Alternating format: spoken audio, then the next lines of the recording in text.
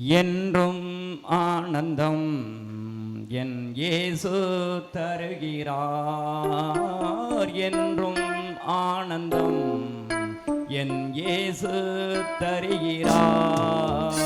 சிங்கத்தின் மீதும் பாம்பின் மீதும் நடந்தே செல்லுவே. நான் சிங்கத்தின் மீதும் பாம்பின் மேலும் நடந்தே செல்லுவே.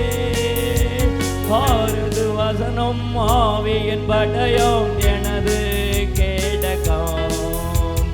அவரது வசனம் ஆவியின் பட்டயம் அவர் கேடகம். ஹல்லேலூயா